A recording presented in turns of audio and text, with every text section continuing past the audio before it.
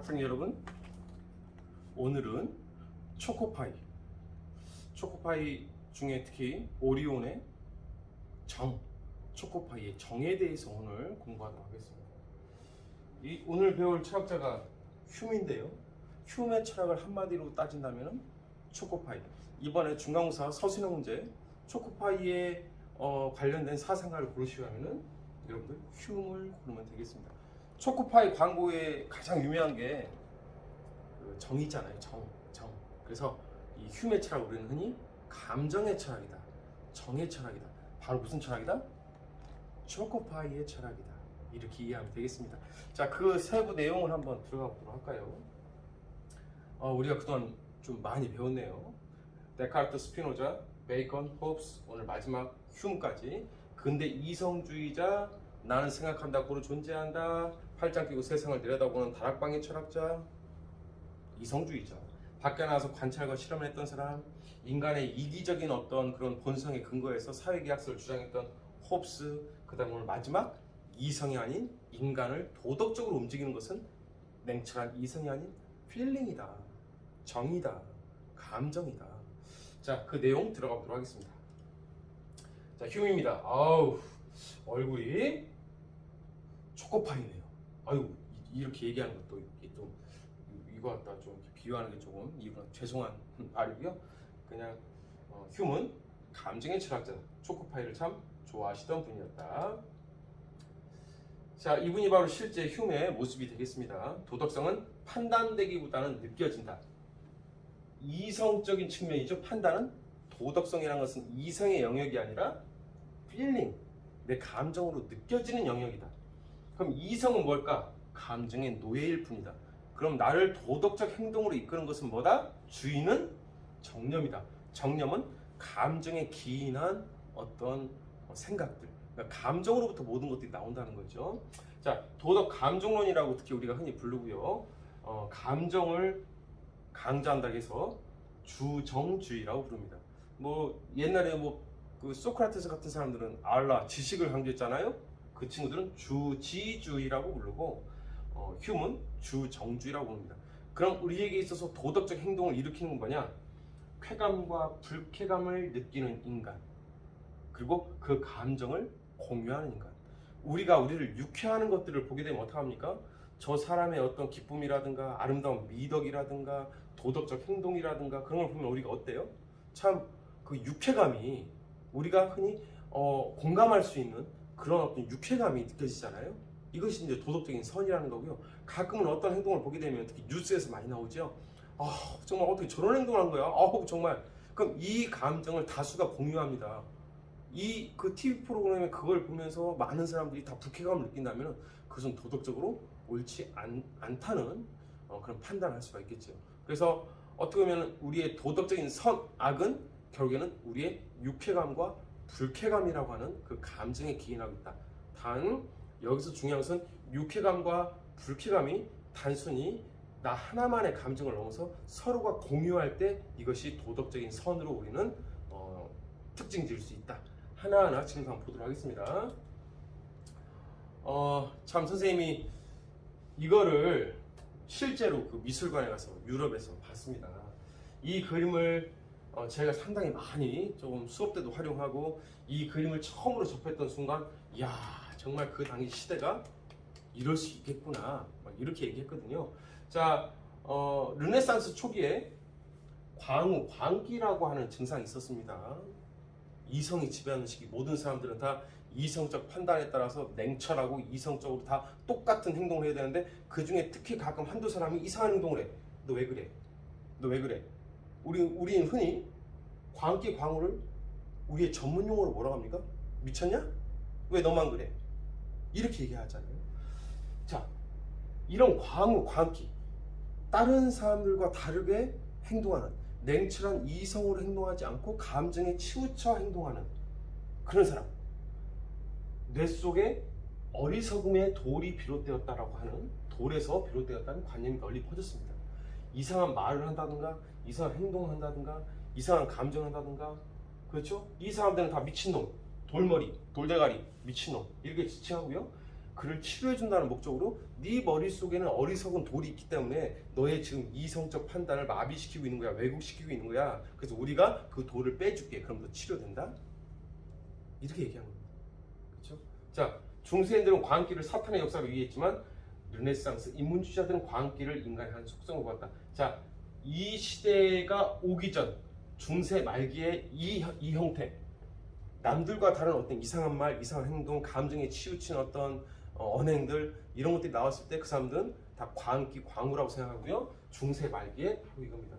자, 수도사님이죠? 수도사님? 그렇죠? 수녀님이네. 그렇죠? 이 사람 머리를 지금 뭐 하고 있습니까? 칼로 찢고 있습니다.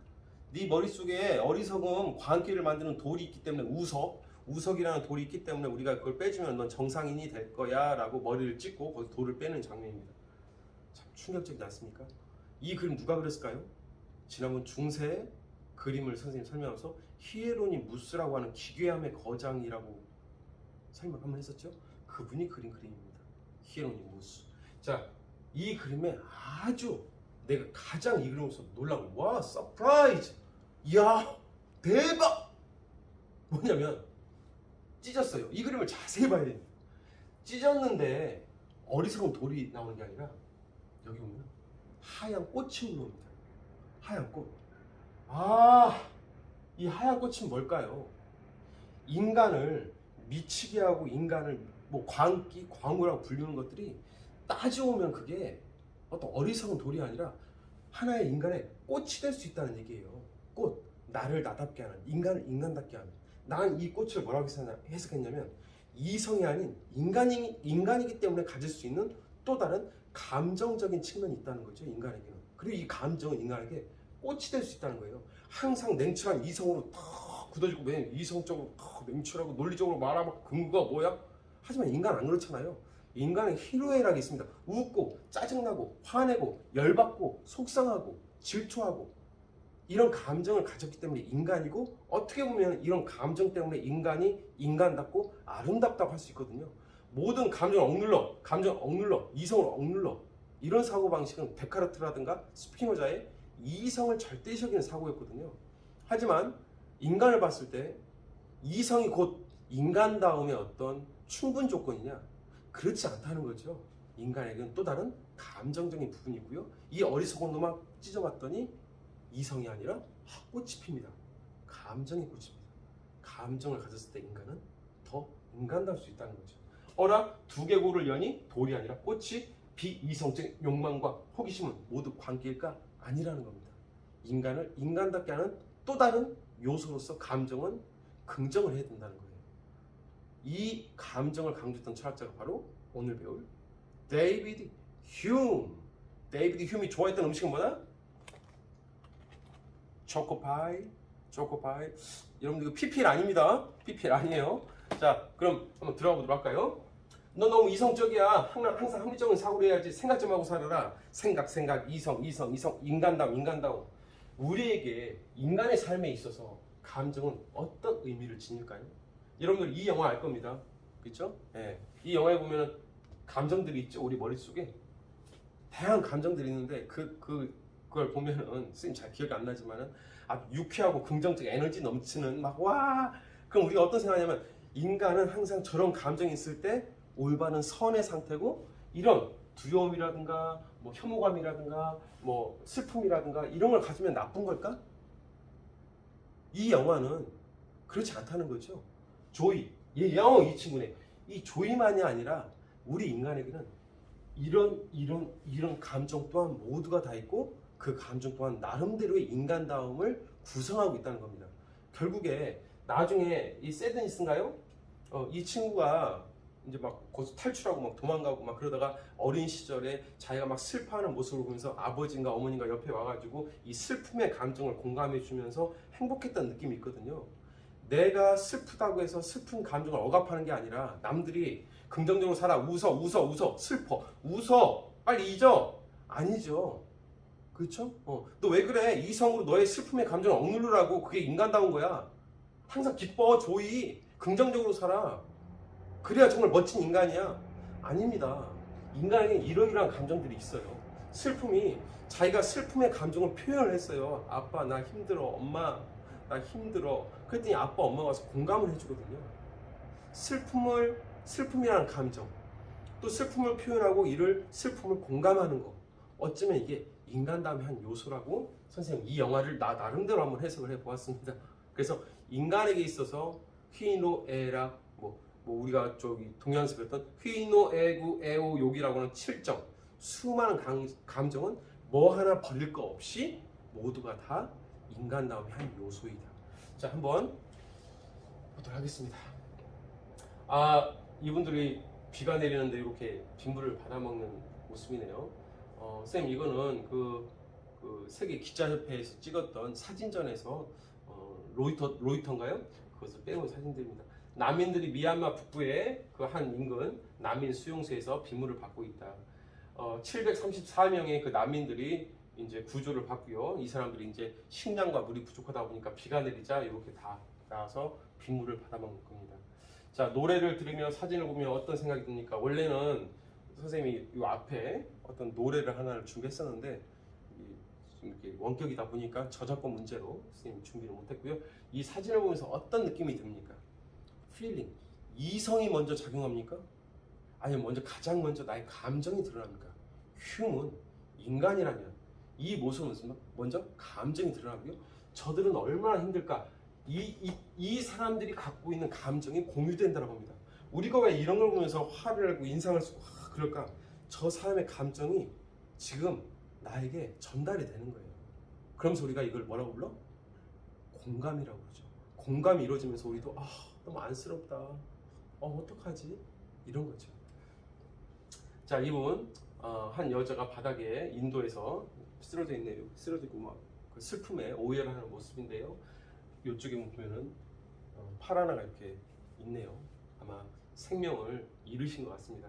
자, 한 인도 여성이 쓰나미로 사망한 친척의 죽음에 오해를 하고 있습니다. 동남아시아 14개국에서 강력한 쓰나미 때문에 23만 명이 죽었는데요. 친척 중에 한 분이 죽자 오해를 하고 있는 내 소중한 사람이 내 곁을 떠나자 감정이 공감이 되십니까? 느껴집니까? 여러분들께 감염이 됩니까? 자, 저 아이 예멘의 한 치료 수유센터에서 한 여자가 영양실조에 걸린 아이를 안고 있는 모습입니다. 저 아이 무슨 죄가 있을까요? 이 세상의 모든 아이들은 똑같이 다 행복했으면 좋겠습니다. 자, 인간이 인간답다는 것은 타인의 아픔과 고통을 함께 느낄 수 있는 공감 능력이 있기 때문이다. 감정을 공유할 수 있는 공감 능력이 결국에 우리는 도덕성을 형성한다. 감정은 곧 이성이 통제할 대상일까요? 감정 자체를 이성적인 건 선이고 감정적인 것은 악일까? 아니라는 겁니다. 인간의 가장 중요한 요소는, 인간을 움직이는 요소는 바로 감정이라는 겁니다. 누가? 휴미. 자, 스티븐 잡스와 아이패드. 자, 기자들이 아이패드를 좋아합니까? 아이패드를 만들었어요. 그러자 이제 기자들하고 이제 인터뷰하는 과정에서 아이패드 좋아해요? 잡스 만들었는데 잡스, 우리 애들은 아이패드를 써본 적이 없어요. 그렇게 멋진 걸 만들었는데 아이패드를 만들었는데 가족들이 안 쓴다고요? 저는 집에서 컴퓨터 사용을 철저히 제한합니다. 컴퓨터의 폐해를 잘 알고 있기 때문이죠. 쉽지 않죠. 근데 잡스는 이렇게 했나 봐요. 그렇죠? 자, 우리 가족은 매일 긴 식탁에 앉아 함께 식사를 하고 하루에 있었던 일을 얘기하며 서로 공감해 줍니다. 인간이 인간답게 살고 행복하기 위해서는 타인과 세상에 반응하고 교감하는 풍요로운 감정이 필요하기 때문이죠. 스티븐 잡스의 말입니다. 그래서 다른 때야 내가 봤을 때 썼겠는데 그래도 집에서 식사할 때만이라도 모두가 다 핸드폰 놓고 스마트폰 놓고 같이 앉아서 그 하루에 각자 있었던 이야기들을 하면서 서로가 공감해주고 교감하면서 어떤 가족의 사랑을 나누었던 어떤 잡스의 모습입니다. 이 잡스의 모습에서 또 휴미인데 이날 저녁 식사, 긴 식탁에 앉아서 식사를 할 때 뭘 먹었을까요? 초코파이. 자, 보도록 하겠습니다. 선생님 감동받은 이야기 하나만 할게요. 미국 신시내티 미술관에서 특별한 전시회가 열렸습니다. 이 한 어린아이가 그린 그림입니다. 이 아이는 피카소를 너무너무 좋아했던 친구예요. 자, 피카소의 작품과 그림을 좋아하던 6살 아이의 어설픈 작품이 신시내티 미술관에 전시가 됩니다. 누구의 작품과 함께? 피카소의 작품과 함께 동시 이제 전시를 하게 되는 거죠. 6살 아이입니다. 엘레나라는 친구예요. 바로 이 친구입니다. 엘레나의 작품. 6살 생일을 앞두고 소아 뇌 종양 판결을 받았고요. 시한부 판정을 받게 됩니다. 135일밖에 생이 남지 않았다. 자, 피카소처럼 멋진 화가가 되고 싶었어요. 엘레나가. 마미처럼 좋은 엄마도 되고 싶었어요. 근데 시간이 135일밖에 안 남은 시간이 흘러갈수록 이제 뇌종양이 이제 전이가 일어나면서 조금씩 몸도 움직여지지 않고 서 있지도 못하고 그렇게 됩니다. 괜찮아요. 그래도 아버지가 이렇게 안아주니까 가슴이 참 뭔가 느껴지지 않습니까? 이제 더 이상 이제 뇌종양 때문에 목소리도 나오지 않아 말을 하기 어렵자 이 친구는 자기가 진짜 그림 그리기를 좋아했기 때문에 6살 엘레나는 그림을 그리기 시작합니다. 하나하나 그림을 그리고 딱 글씨도 쓰고 합니다. 단 한 가지 소원이 있다면 내가 죽으면서 할 수 있다면 가족들과 오래오래 함께 같이 있고 싶어요. 진단을 받고 255일 후 아이는 어머니의 품에서 결국 엘레나는 생을 그 어린 나이 7살 때 마감을 하게 됩니다. 근데 그 다음에 가족들이 오해를 할 사건이 일어나요. 아이가 세상을 떠나는 집안 곳곳에서 엘레나가 그린 그림들이 발견됐습니다. 자, 엄마가 설거지 하려고 아이가 떠났습니다. 세상을. 엄마가 설거지 하려고 앞치마했는데 뭐가 만져지는 거야. 근데 열어봤더니 엘레나가 살아있을 때 하나하나 그림을 그리고 마미, I love you. 그죠? 이렇게 글과 편지와 그림을 그려가지고 놓은 거예요. 아버지의 가족은 아침에 출근하려고 바지를 보니까 종이가 있어. 엘레나가 또 여기다가 놓은 거죠. 그죠? 아빠 너무 사랑하고 고마워요. 그 다음에 또 동생이 그림책 보는데 그 사이를 열어보니까 또 뭔가 쪽지가 있는 거예요. 봤더니 또 엘레나가 동생한테 아자아자 힘내라 우리 내 동생. 엄마가 아빠가 동생이 옷장에서 어디 전화기에서 어디서 곳곳에 있는 수많은 수백 통의 그림 편지를 다 한 거죠. 요게 바로 그 남겨줬던 I love you, mommy, 그죠? My mom. 이런 그림들을 다 남깁니다. 그리고 가족들은 막 오해를 하게 되죠. 선생님이 이거를 참 책에서 읽으면서 같이 마음이 정말 오열이 되더라고요. 이 가족만큼은 아니겠지만 그 아이의 어떤 죽음, 그리고 그 아이가 죽으면서 가족들에게 표현한 그 소박한 사랑들, 그리고 남겨진 가족들이 그걸 보면서 또 그 마음으로 느꼈을 아픔, 아니면 또 다른 감동, 이런 것들이 절절히 느껴지더라고요. 왜? 인간은 공감하는 능력이 있기 때문에 그렇다는 거죠. 자, 모든 편지에는 똑같은 글들이 적혀 있었습니다. 아빠, 엄마, 그레이스 사랑해. 그레이스는 여동생입니다. 그레이스, 고고, 아자, 힘내, 내 동생. 자, 그리고 이 아이는 세상을 떠났습니다. 참 선생님 이걸 지금 설명하면서도 마음이 참 아프네요. 그렇죠? 모든 아이들이 아프지 않고 좀 건강하게 자신의 삶을 행복하게 살았으면 좋겠는데 하나만 더 보도록 하겠습니다. 자, 이 가려버렸네. 삼겹살입니다. 엄마는 늦은 시간까지 식당에 소울 서빙하는 일을 했습니다. 식당 일을 많이 도와줬던 분이래요. 집에서 엄마만을 기다리고 있어 아이들 생각에 몸은 바쁘고 마음은 초조했습니다. 일을 마친 엄마는 한 손에 까만 봉지를 들고 밥대를 놓친 아이들에게 오래간만에 맛있는 고기를 구워주었습니다. 여보, 사장님이 애들 먹이라고 고기를 싸주시네. 아빠와 아이들과 엄마는 그 고기를 구워 먹다 말고 조그만 방에 모여가지고 엄마 오늘 고기 맛있어 먹다 말고 갑자기 아버지가 일어나더니 밖에 나가서 먼 하늘을 보면서 뜨거운 눈물을 흘렸습니다. 그리고 그의 눈에는 주르르 흐르고 있었습니다. 이 아버지는 왜 울었을까요? 이 아버지가 고기를 먹다가 고기 한 점을 씹었습니다. 근데 고기 한 점을 씹고 나서 딱 느낌이 오죠. 야, 이건 고기가 아니다. 그리고 밖에 나와서 그 뱉어보니까 고기 사이에 누가 먹다 씹어버린 껌이 같이 붙어있는 게 보입니다. 그리고 아버지는 그때 알게 된 게죠. 이 고기는 사장님이 준 게 아니라 엄마가 식당 일 그 손님들이 다 이렇게 음식을 치우면서 엄마가 그 남은 음식 중에 고기들을 자기 아이들 주겠다고 남아있는 음식들을 그 테이블에서 하나하나 다 까만 봉지다가 담아서 가져온 거예요. 근데 그 중에 한 손님이 먹다가 남은 껌을 걷다가 이제 붙여놓은 걸 모르고 이제 가져온 거죠. 그리고 아버지가 그 껌을 씹었습니다. 고기를 먹다가. 근데 그 자리에서 이제 얘기를 하면은 아이들도 그렇고 이거를 이 마음 어떤 마음으로 이 고기를 가져왔겠습니까 엄마가. 그러니까 이 밖에 나와서 아버지가 어떤 이 전체 이 모습 엄마의 마음 가난 슬픔 그리고 이 고기를 해맑게 먹고 있는 이 아이들 아빠로서의 미안함 복합적인 감정이 들면서 이분은 밖에서 하늘을 보면서 눈물을 흘렸다고 해요. 참 마음이 아픕니다. 그렇죠? 마음이 전해지지 않습니까? 자, 인간은 이런 공감의 능력을 갖고 있다. 공감, 바로 휴입니다. 자, 휴의 차례 이제 본격적으로 들어볼까요? 믿을 것은 우리의 주관적 느낌, 즉 감정뿐이다. 이성은 감정의 노예이다. 바로 이 느낌이 우리의 도덕적인 칭찬과 경탄을 구성한다. 바로 이 느낌입니다. feeling 구성한다. 도덕적 구별은 고통이나 쾌락이라는 특정한 감정에 적극적으로 의지한다. 고통을 공감하고 쾌락을 보면 같이 웃어주고 이런 감정이죠. 그리고 우리들 자신이나 다른 사람들의 마음씨를 우리가 바라보거나 반성할 때 다른 사람들을 바라볼 때 반성할 때 우리에게 즐거움을 준다면 그런 마음씨는 좋은 것이고 우리에게 불쾌감을 준다면 그것은 옳지 않은 것이다. 유쾌와 불쾌의 감정이죠. 유쾌의 감정이 나에게 공감이 된다면 그렇죠? 그것이 좋은 것이고 불쾌의 감정이 공감이 된다면 저러면 안 될 것 같아. 저건 아니지. 이건 도덕적으로 악이라고 우리가 할 수 있겠죠. 자, 그래서 이 친구의 주장을 주정주의라고 하는데요.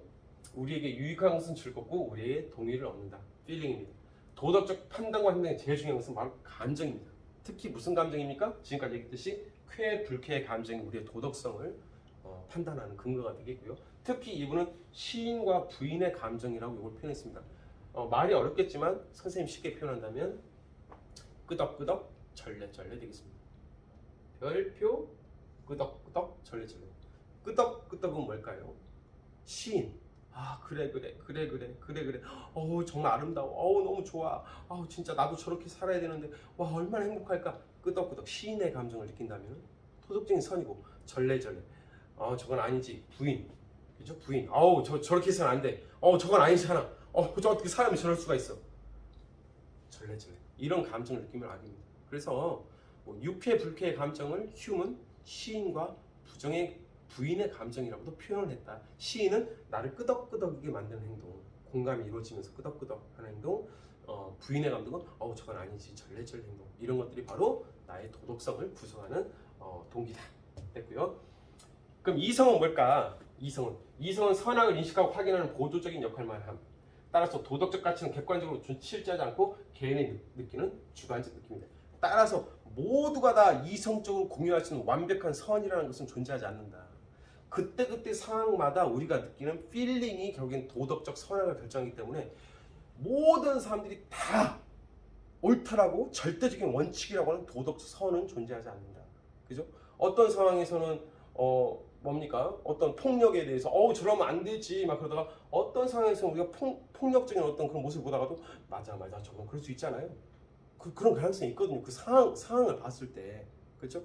아무 죄도 없는 사람을 폭력으로 이렇게 하는 그 부분이라든가 아니면 정말 누군가를 고통스럽게 해서 누군가 정의감에 불태가지고 가서 정말 그렇게 해코지 하는 사람에게 어떤 하나의 폭력을 정당화될 수 없겠지만 그렇게 했을 때 우리는 그 상황에서는 절레절레가 아니라 이럴 수도 있거든요. 따라서 도덕적 가치는 누구나 다 모든 상황에 공통적으로 일어나는 도덕적 가치는 존재하지 않고요. 각각 개인의 주관적 느낌에 따라서 다르다. 이해하고요. 그럼 이성은 뭐하냐? 이성은 바로 그거죠. 공감이 일어나서 저 물에 빠진 아이를 구해서 저 어떡하지? 그럼 내가 어떻게 해야 될까? 정말 도덕적인 동기가 일어났죠. 도와줘야 되는데 어떡하지? 그럼 내가 직접 뛰어들을까? 119가 신고를 할까? 뭐 할까? 그때는 이성이 보조적으로 활용은 되겠죠. 내 행동을 구체적으로 어떻게 해야 되는지에 대해서는 합니다. 하지만 도덕적인 선악을 일으키는 것은 오로지 감정입니다. 그리고 이성은 보조적인 역할만 한다. 그리고 만약에 정말 어려운 그 상황에 있는 사람들 막 공감이라서 도와줘야 되는데 비겁하게 그냥 집에 와서 생각해보니까 내가 아까 왜 그랬을까? 정말 그러지 말았어요. 이렇게 반성할 때에는 또 이성이 작용을 하겠죠. 그래서 도덕적인 행동에 있어서의 직접적인 동기는 오로지 감정만 작용하고요. 이성은 그의 보조적인 역할만 한다. 따라서 만약에 휴메의 어떤 사상을 할 때 이성은 도덕적 행동에 있어서 아무런 역할도 안 한다? 틀렸습니다. 보조적인 역할을 합니다. 그래서 뭐라고 했어요? 이성은 감정의 노예다. 감정이 모든 선악의 동기와 선악의 행동의 근거가 되고, 구체적으로 감정에 따라서 도덕적인 행동을 할 때 이성이 보조적으로 작용을 한다. 그렇죠? 그래서 뭐 반성한다든가 어떤 이 행동의 구체적인 어떤 뭐를 내가 방법을 생각한다든가 이럴 때는 한다. 자, 이렇게 이해하면 되겠고요. 어씨, 초코파이. 여러분들과 정을 나누고 항상 공감을 하고 싶습니다. 여러분들 우리가 흔히 상담에서 제 1원칙이 뭡니까? 상담의 제 1원칙 경청과 공감입니다. 어떤 사람이 정말 마음에 있는 이야기를 다 털어놨는데 경청을 하지 않아요. 그렇죠? 그리고 힘들었겠다 공감을 안 해. 그럼 그 상담 아무런 의미가 없는 거죠. 우리가 한번 봅시다. 친구들이 어떤 고민이 있을 때 내가 그 고민을 해결해 주려고 하지 마세요. 그렇죠? 어떻게 내가 그 고민을 해결해 줍니까? 친구가 지금 어쩌면 바라는 것은 내가 이렇게 아픈데 이 세상 누구 한 명이라도 나에게 너 어떡하니? 너 너무 힘들겠다. 정말 어떡해. 너무 안쓰럽다. 그 아이의 아픈 감정을 공감하는 것만이라도, 그 아이가 왜 아픈지 그것을 경청하고 이해해 주는 것만으로도 어떻게 보면 그 만남은 99% 벌써 아주 가치 있는 만남이 될 겁니다. 근데 가끔 우리가 좀 그런 친구들이 있어요. 어떤 문제가 있으면은 야 이러면 돼. 고민하지 마. 이러면 될 거 왜 그래?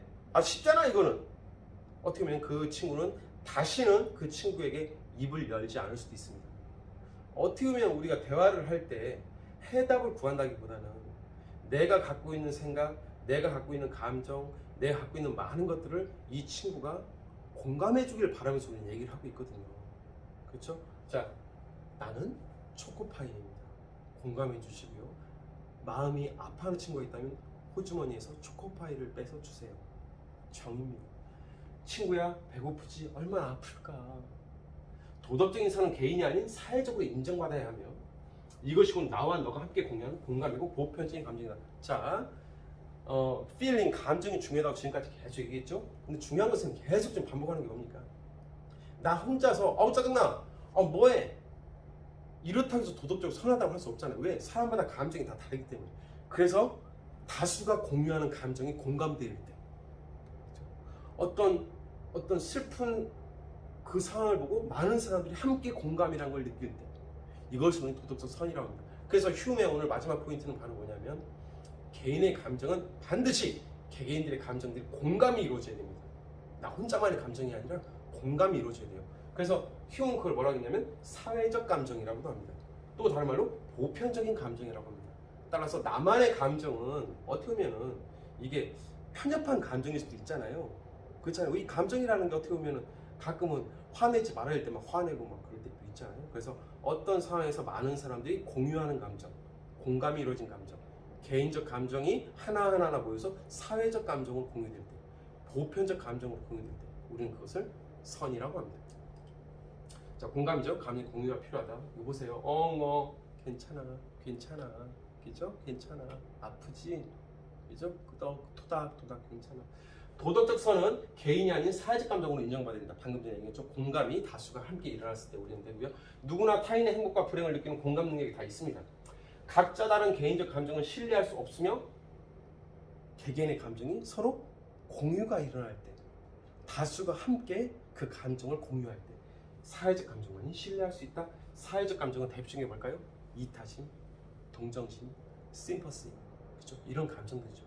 타인에 대해서 동정심이 함께 일어나고, 타인에서 안타깝다, 저분들 어떻게 우리가 도와줘야 되는 거 아니야? 이런 이타심. 그래서 휴메에 따르면 우리의 도덕성에 있어서 가장 중요한 것은 감정이고, 특히 감정 중에 이타심과 동정심, 이 두 가지 감정에서 특히 강조했죠.